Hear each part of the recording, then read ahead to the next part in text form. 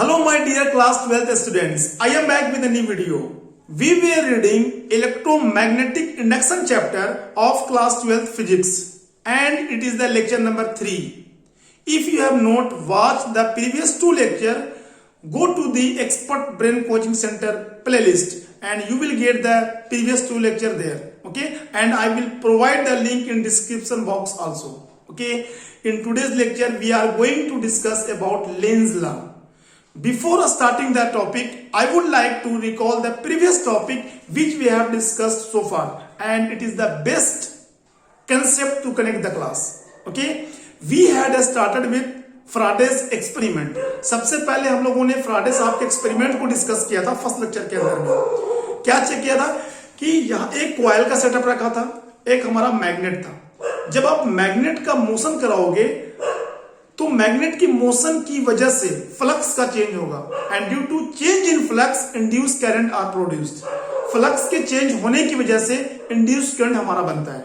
Okay, इतना concept हम लोग पहले सीख चुके थे. फिर नेक्स्ट लेक्चर के अंदर में हम लोगों ने सीखा जो फ्लक्स है वो कितने अमाउंट में प्रोड्यूस्ड होगा.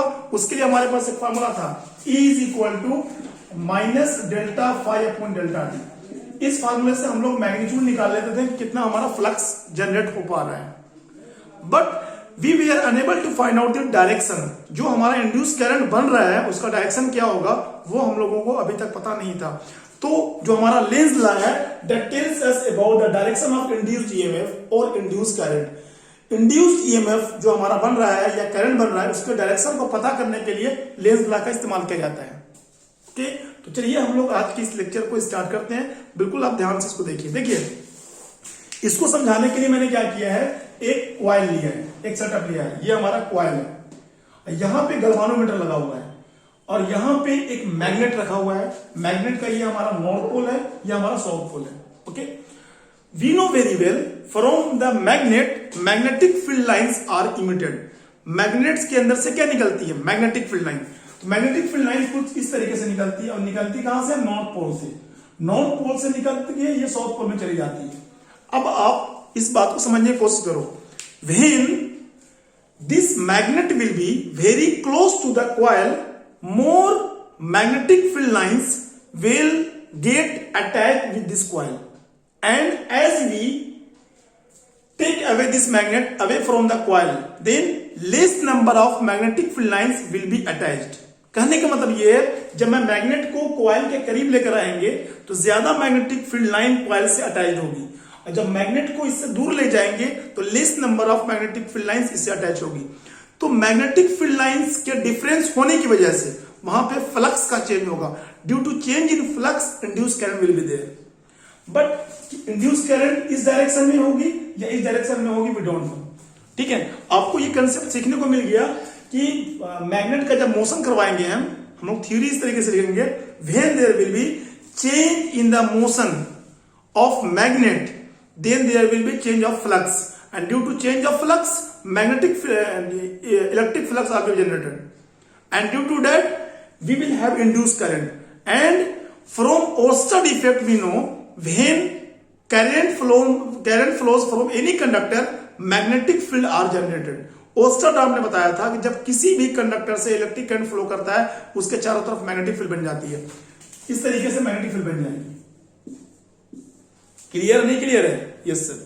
अब देखो जब ये जो हमारा कॉइल है इसके अंदर में इसके चारों तरफ मैग्नेटिक फील्ड बन जाएगी, it means it will behave like a magnet. ये किसकी तरह बिहेव करने लगेगा, मैग्नेट की तरह बिहेव करने लगेगा. If it will behave like a magnet, अगर ये कॉइल मैग्नेट की तरह बिहेव करने लगेगा इसका मतलब ये है it will have north pole as well as south pole. Are you getting my point और नॉट? फिर से देखिए, जब मैग्नेट का जब हम मोशन करवाएंगे तो फ्लक्स का चेंज होगा. फ्लक्स के चेंज होने की वजह से इंड्यूस करंट बनेगा इस कॉइल के अंदर में. डायरेक्शन क्या होगा अभी पता नहीं है मेरे को, लेकिन जैसे ही इसमें से करंट फ्लो करेगा तो हम लोगों को ओस्टर साहब ने बताया था कि जब किसी भी कंडक्टर से करंट फ्लो करता है उसके चारों तरफ मैग्नेटिक फील्ड बन जाती है. जो मैंने ये दिखाया मैग्नेटिक फील्ड, जब मैग्नेटिक फील्ड बन रही है it means this coil is behaving like a magnet. मतलब ये जो कॉइल है वो मैग्नेट की तरह बिहेव कर रहा है. जब ये मैग्नेट की तरह बिहेव कर रहा है then it will have north pole as well as south pole. इसके पास नॉर्थ पोल होगा और क्या होगा, साउथ पोल होगा. अब क्वेश्चन यहां पे राइज होता है कि जो नॉर्थ पोल होगा उसका डायरेक्शन क्या होगा। तो बहुत ध्यान से समझने की कोशिश की। इसका दो केस लेंगे हम। एक केस ये लेंगे, ये जो कॉइल मैग्नेट की तरह बिहेव कर रहा है। एक केस ये लेंगे कि नॉर्थ पोल ये है, साउथ पोल ये है, पहला केस।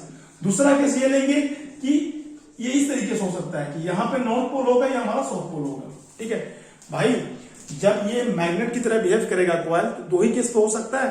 नॉर्थ पोल इस डायरेक्शन में हो सकता है, साउथ पोल ये, इसका उल्टा ये होगा। समझ में आ रही बात नहीं आ रही है? तो दोनों केस को हम लोग स्टडी करेंगे। जो हमारी फिजिक्स के अकॉर्डिंग सही कंसेप्ट होगा उसको अपनी हम लोग कंसिडरेशन में लेंगे। देखो, जब अगर ये कॉइल इस मैग्नेट की तरह बिहेव करेगा, नॉर्थ पोल और साउथ पोल इसकी तरह बिहेव करेगा। अब ये देखिए यहां पे भी नॉर्थ पोल है, तो अनलाइक पोल क्या होंगे? अट्रैक्ट हो जाएंगे। क्या होंगे? अट्रैक्ट होंगे। अट्रैक्ट जब हो जाएंगे इसके अंदर में क्या आ जाएगा? करंट बन जाएगा। जब करंट बनेगा यहां पे हम कोई सा भी लगाएंगे रेसिस्टर, ये जलना शुरू हो जाएगा।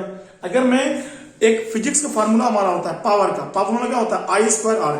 अगर मैं वहां से आई स्क्वायर आर का फार्मूला लगाएंगे तो यहां से कंसेप्ट डेवलप हो जाएगा, P is equal to I square are.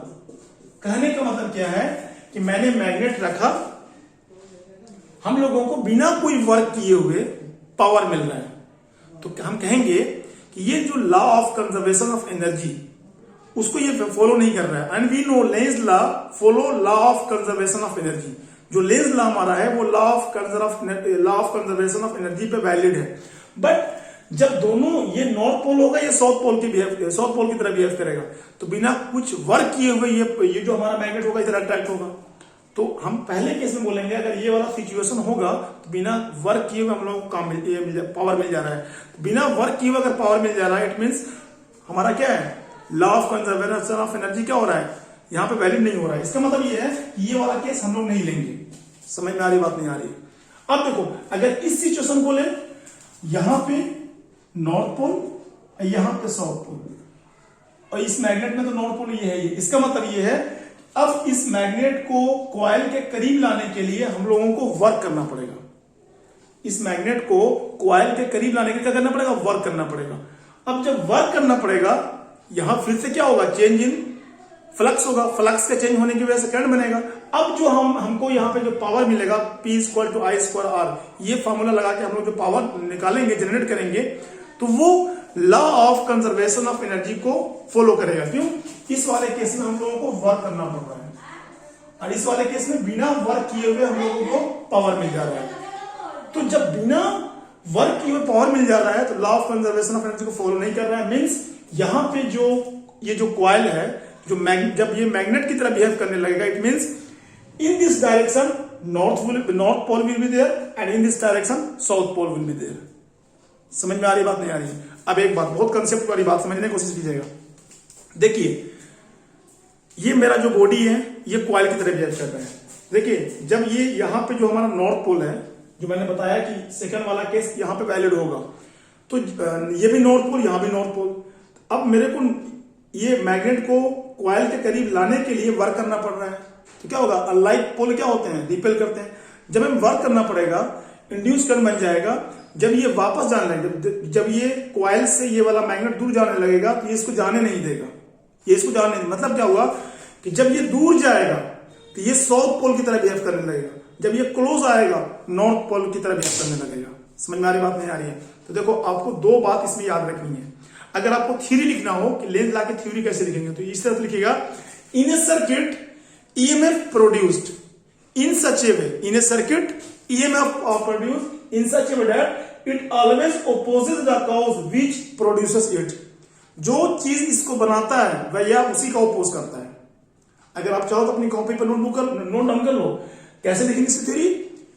In a circuit EMF are produce in such a way that it always opposes the cause which produces it. जो इसको बनाता है उसी का ये ओपोज करता है।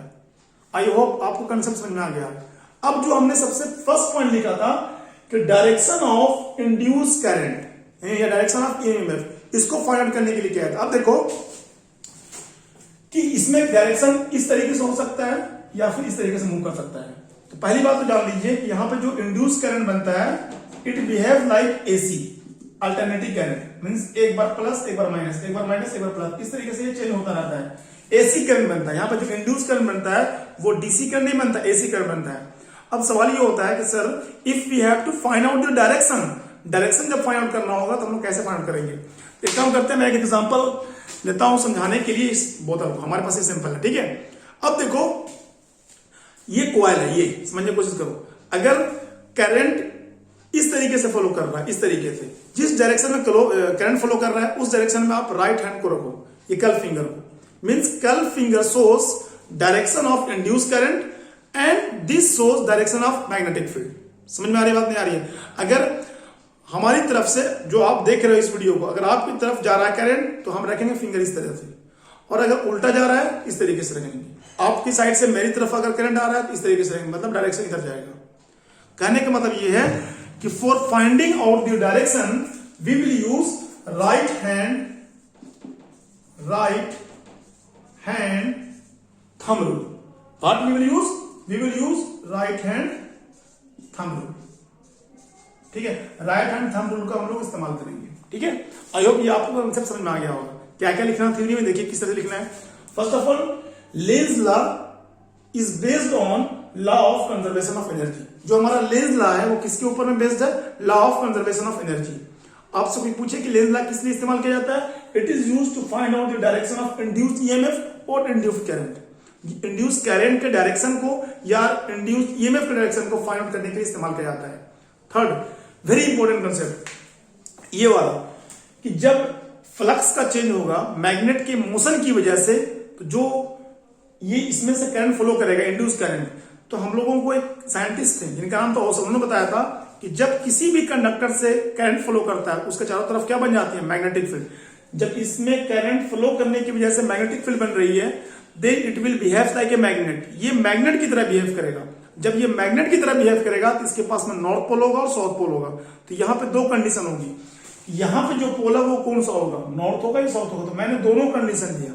जब ये वाला कंडीशन लिया तो मैंने ये देखा कि यहाँ पे साउथ पोल, यहाँ पे नॉर्थ पोल, अनलाइक पोल क्या होते हैं? अट्रैक्ट होते हैं। तो मैंने यहाँ पे देखा बिना कोई वर्क किए हुए हम लोगों को पावर मिल रहा है। जब बिना वर्क किए हुए हम लोगों को पावर मिल रहा है, इसका मतलब ये कि ये law of conservation of energy पे वैलिड नहीं है। फिर मैंने सेकंड केस लिया, नॉर्थ पोल, तो ये वाला कंसेप्ट लगा। तो मैंने देखा यहाँ भी नॉर्थ पोल, यहाँ भी नॉर्थ पोल। अब दोनों अनलाइक पोल है, सॉरी लाइक पोल है। तो अब दोनों को ये वाले इसको मैग्नेट को कॉइल के पास लाने के लिए हम लोगों को करना पड़ेगा, वर्क करना पड़ेगा। जब वर्क कर रहे हैं तो हम लोग को पावर मिल रहा है। It means it is following what? Law of conservation of energy. Okay, और डायरेक्शन को क्या यूज करेंगे हम लोग? Right hand thumb rule. Okay, और इसमें करंट में जो करंट जो बनता है कौन सा बनता है? डीसी या एसी? तो आपको याद रखना यहाँ पे एसी करंट बनता है, अल्टरनेटिंग करंट। ओके, तो आज के इस लेक्चर को हम लोग यहीं पर रोकते हैं। आई होप आप लोगों को ये टॉपिक समझ में आ गई होगी। In next lecture we will discuss about motional EMF. Okay, अगर आप लोगों ने इस चैनल को सब्सक्राइब नहीं किया है तो please like, subscribe and share the channel as much as you can. मिलते हैं बहुत जल्द, तब तक के लिए ऑल द वेरी बेस्ट।